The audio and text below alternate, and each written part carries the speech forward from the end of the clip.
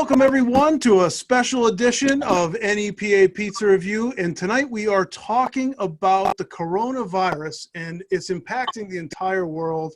But our little niche, the restaurant industry, is getting hit particularly hard, especially in recent weeks. And I brought in some experts, some restaurant owners, and a well-traveled consultant who all have great knowledge on this topic, firsthand experience. So first I want to welcome to the show someone who's been on quite a bit on the show, Fredi the Pizza Man, who's owner of Fredi the Pizza Man Pizzeria, Fredi the Pizza Man Foundation for Autism, host of his own podcast and video series, Inside the Pizza Oven on Pizza TV. And he did show up on the cover of PMQ magazine. So Fredi from Michigan, welcome to the show. Detroit, Michigan. By the way, Jimmy, I told you I'm mad at you. You sent me one of your guards from Philadelphia Eagles today. He stinks. He's versatile. He's versatile. That'll do it for you. He's very versatile. You'll enjoy him. He's not $50 million. That is a lot of money though. Next up, we have Adam Tucker, also been on the show a few times, owner of Mifflin Pizza down in Mifflinville, Pennsylvania. He is what I would call a social media superstar. The guy just gets it out there. If you ever seen his pizza spinning videos, it's pretty cool. He is a member of the U.S. pizza team, like box folding and spinning champion, right? And also... No spin, but boxes, yeah, and some dough stretching. Oh, that's boxes and dough. Hey, that's all that matters, right? Right. And also, he's an NEPA Pizza Madness champion, churning out the vote there. So welcome to the program, Adam. Thank you for having me. Thank you. And it's good to be with you. And finally, we have Gregorio Fierro, who is someone who I met just a few months ago and have been so impressed with his pizza knowledge and experience.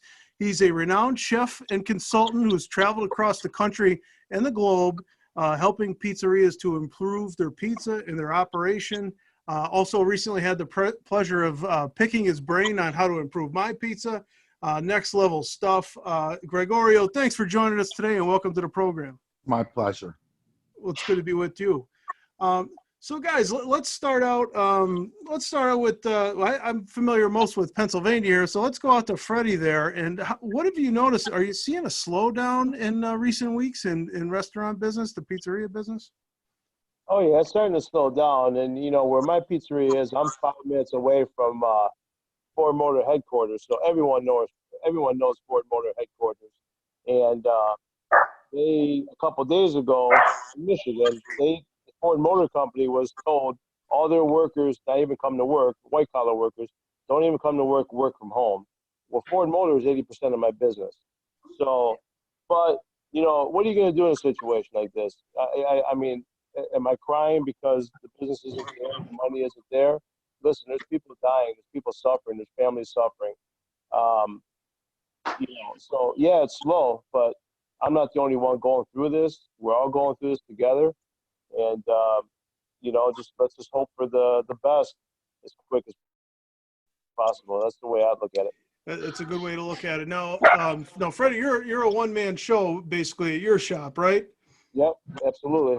Okay. Now, Adam, you have a bit of a staff there, right? So what are you seeing a little bit of a slowdown there? And, you know, how are you trying to manage the staffing and, you know, what's going on in Mifflinville? Last week, nothing was different at all. Everything was pretty much the same. It was a regular week. I mean, a lot of chatter, obviously, about what was going on. But as far as ordering and the pace of the week, everything was the same. It was pretty much unchanged until tonight. We got the announcement that there's going to be no dining. And that's when we've all decided to start formulating different plans on how we're all going to do everything. So. And that's across the state of Pennsylvania. They're recommending, I don't think it was quite an order, was it? Or the governor said order, but they're recommending all takeout only and delivery, no dining room, right? Yeah, it's not mandatory, but I believe it's something, like you said, an order from the government. But it's still, Michigan's doing it too? No, Michigan is mandatory. All restaurants, pizzerias, bowling alleys, salons, cigar shops, you can't. No one inside. It's only takeout or delivery. Right. Now, Gregorio, I've seen you've been, around the country, Georgia, Alabama in recent weeks. Yeah, it was my last business trip was down to the southeast, and it was still kind of a distant rumor. It seems like the last week is where you started to see things really amp up. But now I live in Philadelphia, and we're pretty much down to takeout and delivery too. I do think that there are exceptions, obviously, to every rule, but I think that of the restaurant industries in the country, I think pizza is probably better suited for handling what's going on right now than other restaurants that rely almost exclusively on eat-in dining. At least we have we're probably better at takeout and delivery than most of the restaurant industries in the U.S. I think there's a little bit of retooling, and of course, the situation, of course, that's a crushing thing when your pizza place is relying on a specific clientele that's just not there.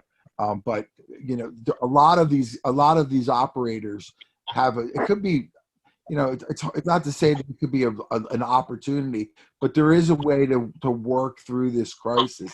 How about operations overall? I mean, how has your operation changed? I mean, well, Freddie, we'll start with you. I mean, you're the one-man show, but I mean, sanitizing. Well, I mean, what's different about Freddie the Pizza Man shop?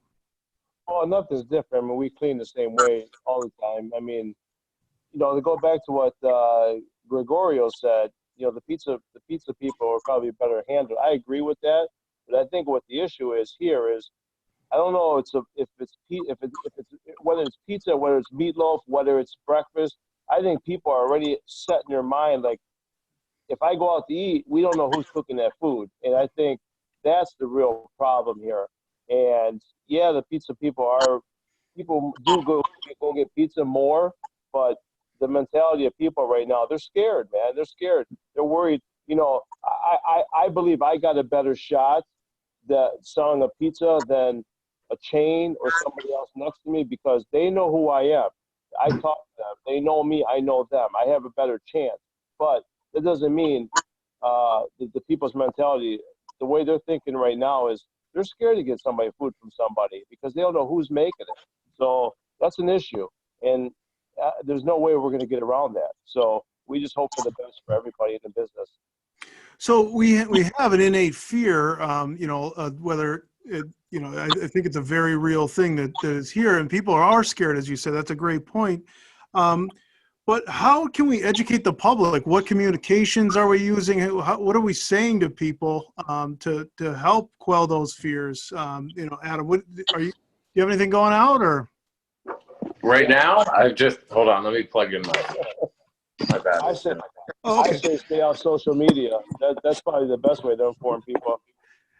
Well, I am seeing a lot of messages going out on social media informing people of the practices and different things that they're doing to, raise the bar on cleaning. And, it is kind of a shame because most of the shops that I do go to, they seem to take a lot of pride in their cleaning, and I have great confidence in what they have been doing all along.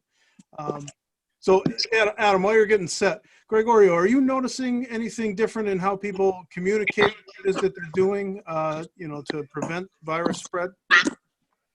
One of the things that we're seeing is we're seeing a lot of takeout places strongly encouraging the use of electronic payment, so that you could set this up where there's almost zero human interaction, even on pickup, where people are paying for things electronically. You're putting somebody's name on a box. They're coming, picking up their pies and moving on. That's really, I'm not a physician, but that's by far the safest impression that you're going to give your customers. I mean, some of this, a well-run place probably doesn't have to make a lot of changes in their sanitary procedures, because anything that you would want to do to kill corona, you'd want to do just to kill everything else. But you want to give customers, as much as possible, the sensation that you're conscious of this additional risk, and creating kind of an environment where they feel like, the same guy that's handling their food isn't handling money, and the same guy that's kind of, meeting people at the doors and the guy that's making the food. And I think that if you create if you add good hygienic practices to giving the customer an impression that you're actually aware of the problem and dealing with it and things like that, you're going to create an environment where people are going to be more comfortable. But I agree with Freddie. I mean, people, listen, we're in uncharted territory right now. I've never seen anything like this in my lifetime. I'm reading as many journals as I can. Fortunately, the Italians just put out a really detailed report on food safety, and they've determined that the corona cannot be transferred through the food that they're selling. So the FDA actually didn't put any restrictions on Italian imports during this process because they found no need to change anything that they were doing already. That's very encouraging, but people are scared, like Freddie said, and we have to create the atmosphere that shows the end user that we're actually considering their safety and we're considering their health, and we're taking extra steps in a very public way. And again, social media is your best friend. I mean, you want people to see on social media that you're handling things differently. And yeah, there's going to be people that are going to be a little afraid, but I think the more that we create a sense of confidence by showing them good practices, the better it's going to be for the guys that are doing it. Well, thank you. Adam, now you're back with us, Yeah. and that beautiful pizza in the background, which is your own. And so you're very skilled at social media, and I'm seeing some things from you. What strategies might you have or might be coming to help you inform the public?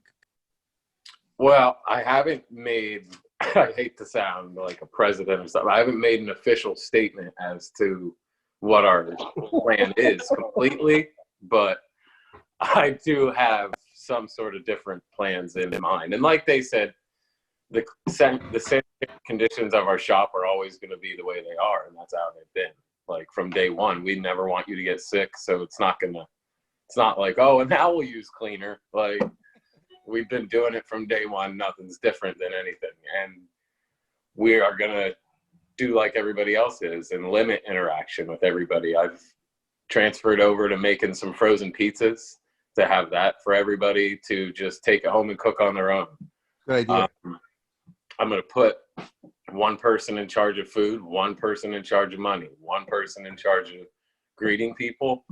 I've decided not to have quick perishable items on my inventory right now, just because we don't know if they're going to close us down completely. You know what I mean? And so I'm keeping stuff like flour, and so I'm going to cut out my cold subs, my salads. I'm just going to drop in some pasta in place of that for right now, to offer for people to just take home pasta meals and cook it on their own, or reheat it, or me cook it and have them just meet us at the door and off they go. We're taking Venmo as a payment. We have online ordering for people to pay. We're trying to limit as much cash flow as possible, but still make cash, obviously. Sure. But we don't want to be touching the cash as much as possible. But I know there's people out there that only have cash, and we're going to have somebody assigned just for the cash. Like, it's just the way it's going to have to be. We're going to have to cut back maybe some employees just temporarily, just to deal with the cuts and cut back our hours, just to make everything float through the times that we're in, because we don't know what we're up against. Those sound like some effective strategies in terms of times of turmoil like we're in right now. So I appreciate you sharing that. Yep. So just some really great stuff. Freddie, did you have a follow-up on that? I saw you waving there. Well, no, because with Adam, he said he stopped salads. I stopped salads as well. I stopped sandwiches.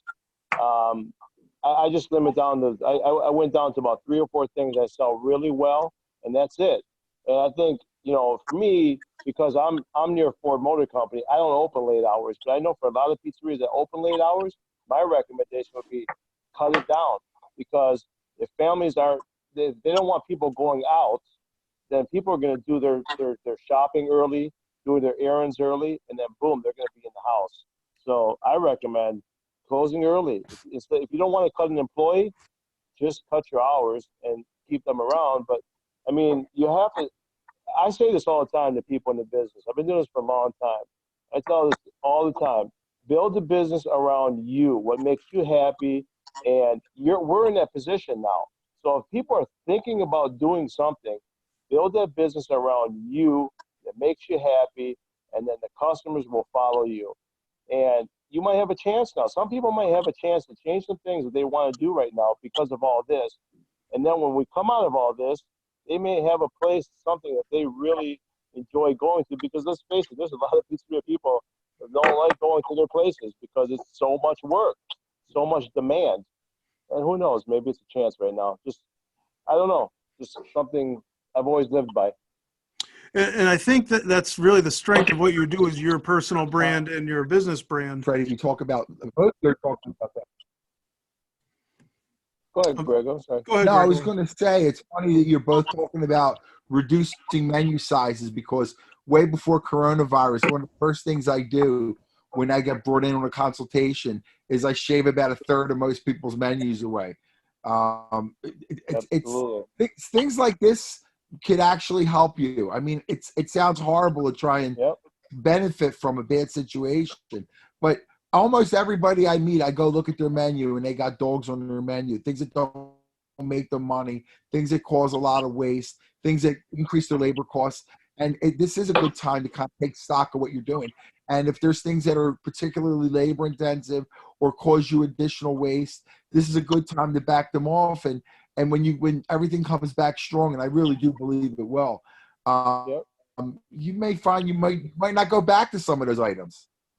There's been a lot of things that I've wanted to, like you said, cut out just because I know they're just hanging me down, dragging me down, and this is a chance to do some of that stuff. So guys are always afraid to do that. They always look at their menu like, what about that guy that comes in every Thursday night and that chicken parm? It's like, well, it's one guy. Like, can't sculpt your whole business. Like Freddie was saying, you got to make the business work for you. And maybe, I'm sure you'll bring salads back at some point in the near future, but you may not have 6 salads when you come back. You may have 4, and that might actually make your business healthier. I think it's human nature. I think we all do that. We all want to do something, make a change, but we don't do it until we're forced to do it. Yeah. And that's just anything in life. And once you're forced to do it, then you're like, wow, I did this. You know what? It's not as bad as I thought it was. You just kind of overthink. You overthink. Just do it. That's just my philosophy. Just do it. Don't be afraid. Yeah, in times of great adversity comes great opportunity. So, and when it forces people that, aren't quite as forward thinking to make a choice like that, it definitely is good. It's always good. Well, you put it on special. Well, if people liked it for that weekend, then you put it on, right? You leave it on the menu, and then now you're carrying 3 new ingredients in your inventory, and which leads me to my next thought about suppliers. So obviously the supply chain, I'm wondering if that has been constrained. I'm wondering if the suppliers are having trouble getting certain items, maybe not food, but perhaps cleaning product. I know where I work, we are having trouble getting hand sanitizer and things. But Gregorio, can you share some insight, since you work with suppliers, on what they might be experiencing? I haven't talked to anybody this week, but up until last week, I didn't see any significant shortages in the supply chain. The major guys are still doing a pretty good job. But I think I haven't really talked to anybody. I mean, we're only into the beginning of the week. I'm afraid that by the middle end of this week, the wholesalers are going to start to see some shortages. And we're just going to have to deal with them as they come. This is, so much of what we're dealing with right now. Nobody has a point of reference. This is all new, even for the suppliers. I mean, there's going to be problems, and by the same token, if people's businesses are a little more pared down, and you're not dealing with people coming in, for example. I mean, TP becomes a less of a problem if you don't have people dining in your restaurant. You're going to go through a lot less toilet paper if nobody's in there. So things like that. I'm hoping that they kind of resolve themselves, but I'm sure we're going to see shortages. Freddie, any supply shortages? Are you still getting what you need, or making your menu lean? Is your pricing getting better because you're buying larger volumes of fewer items? Anything like that? Well, that's a funny question, because you bring up suppliers. I was in Restaurant Depot the other day. They had, can I swear, a shitload of toilet paper, but they had no onions. I couldn't buy a 50-pound bag of Spanish onions.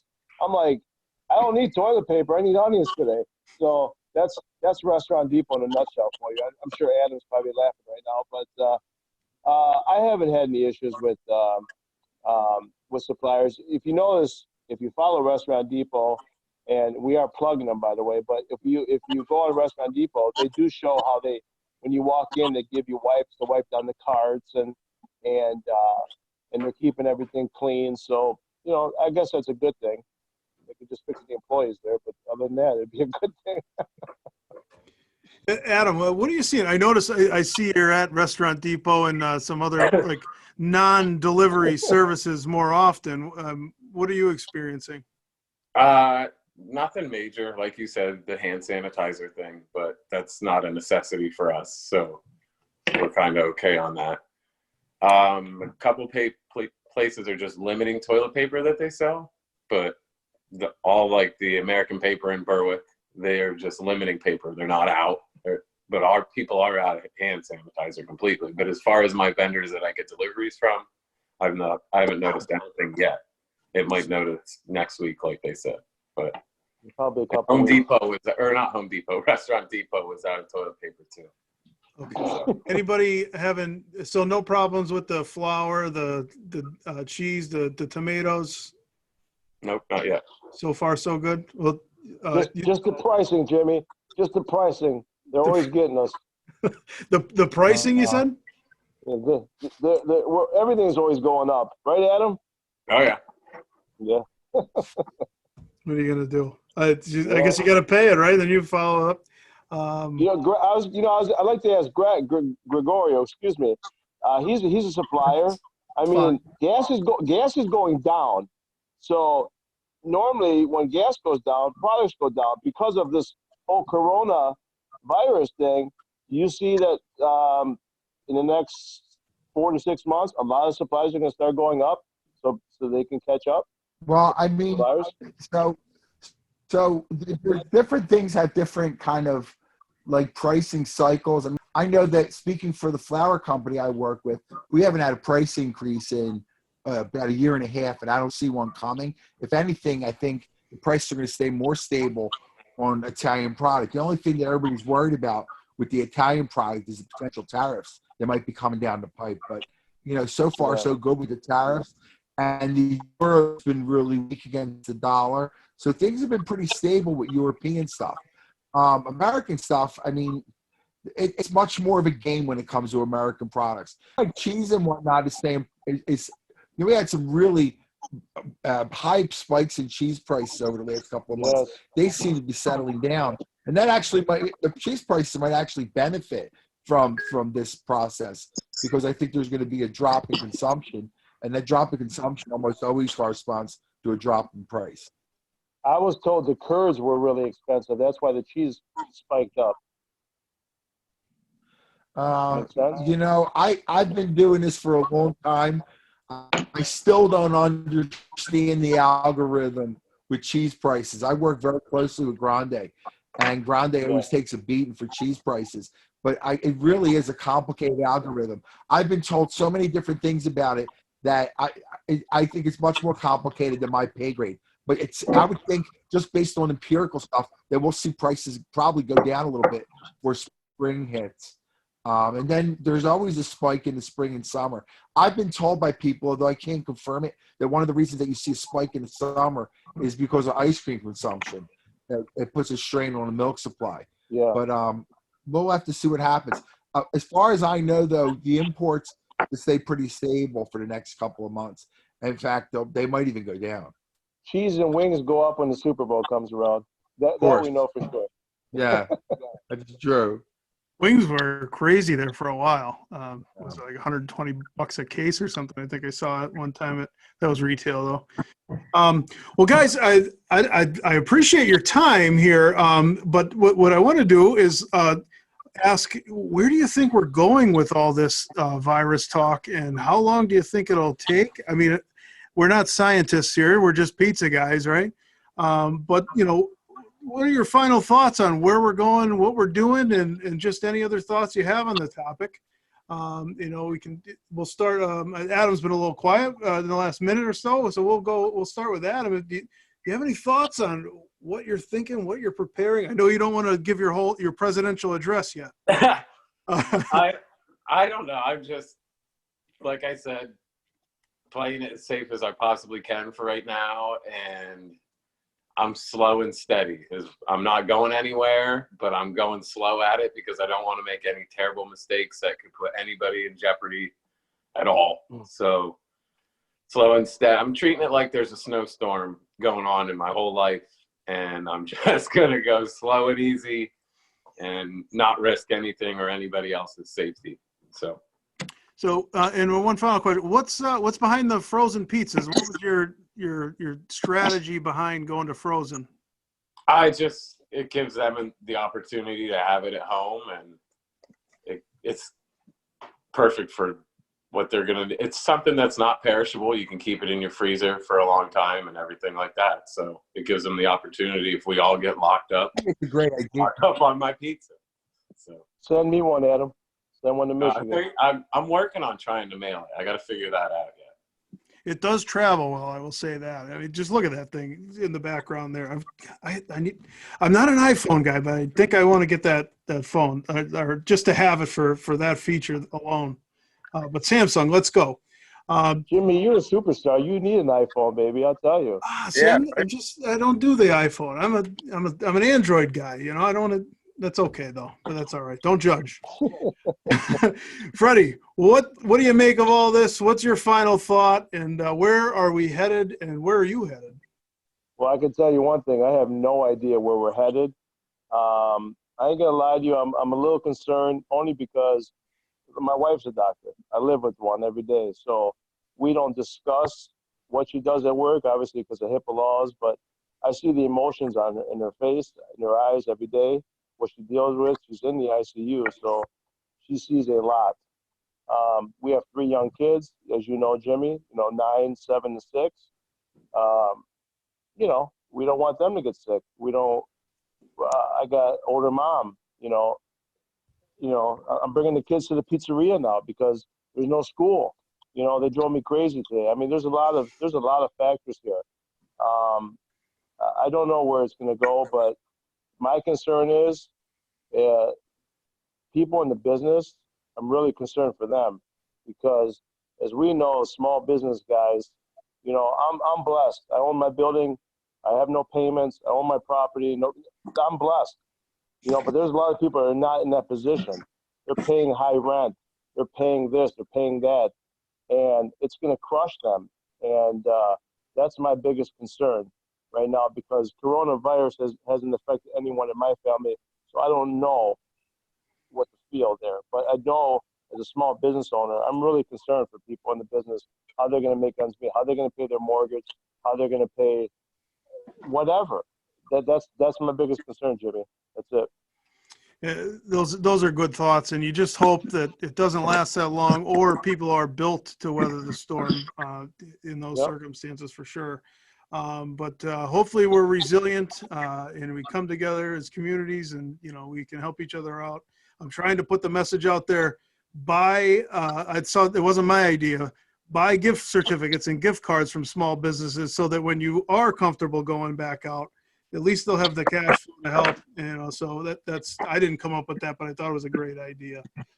So Gregorio, what are your thoughts? What do you make of all this? And what is your like Fredi was saying, it's hard to predict what's going to happen.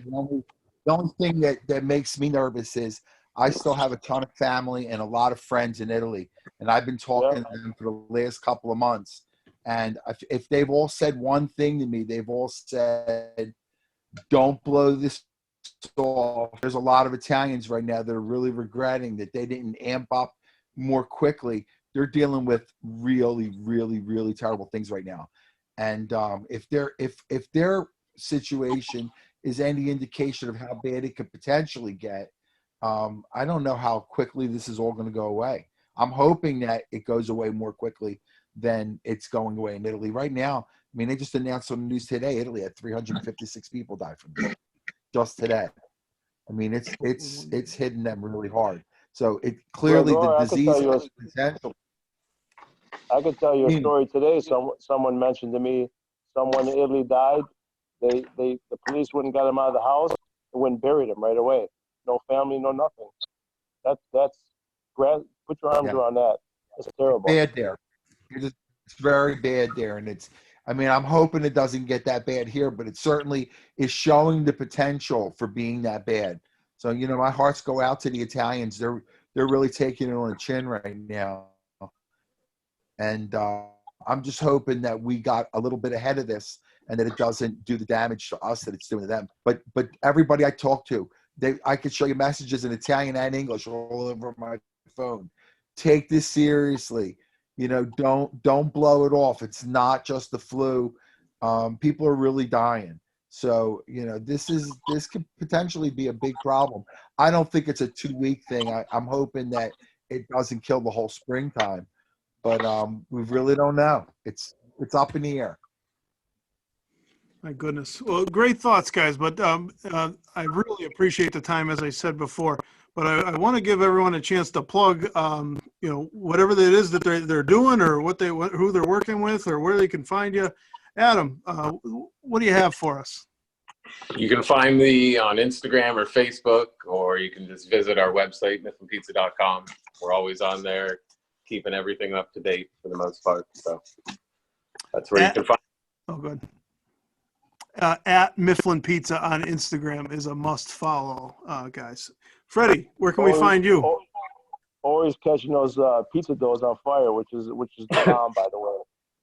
And TikTok. I forgot TikTok. You can't forget about us on TikTok. Oh, would you have like 1 million or 2 views or something like that? Yeah, I'm actually at 1 million views on TikTok. I got 46,000 followers or something like that. I'm a married guy. I can't go on TikTok. That thing's crazy. My wife Jimmy, likes for TikTok me, more than I do. Jimmy, for me, you know me, I never plug the pizza. I'm all about the foundation. Fredi the Pizza Man Foundation for Autism. The foundation's equipped 17 rooms in the state of Michigan, over $31,000. If you can help by donating, join the event. Just go to the website, FrediThePizzaMan.com. Pizza's my life, but it's given me the platform to help children with autism. As you know, I have a son with autism, and that's my life now. So if pizza gives me the platform, then that's what I do. So thank you for the time. Well, I certainly appreciate the time with you. Gregorio, how can we find you, and what's up? My Instagram's my name, Gregorio Fierro 18. It's mainly pizza. I work with La Cinque Stagioni, which is the #1 flour in Italy, at www.lacinquestagioni.it. I do consulting work for Grande. I work with Marifoni in Baltimore, the Pizza University. It's a great program. And I also work with a tour operator. I bring pizzaioli to Naples twice a year. We had to cancel our May trip, unfortunately, this year. But we're still going, God willing, at the end of September. And that's at travelwithalocal.net. And that's where we do our pizza tours. We're actually collaborating with Marifoni on those tours this year. And I'm hoping that Italy's ready to have people visit them again in the fall, because they're really going to need the money. Oh, yeah. I hope so, too. Well, guys, thanks so much. This has been very, very informative. I think the viewers are going to enjoy all the information and strategies shared here. I want to offer my thoughts and prayers to anyone affected by the virus, and also hoping and praying for a quick passage of this, and that we overcome it, and I believe we will. We'll stay strong, but stay together, guys. Don't forget to support the little guy, support small business, get out there. They're really doing their best. So eat local, and I'm not saying break the chains here, because those people need jobs too, but I definitely am supporting the little guy, eat local, and these guys are a couple of great businesses to support. So thanks, and we'll see you next time on NEPA Pizza Review.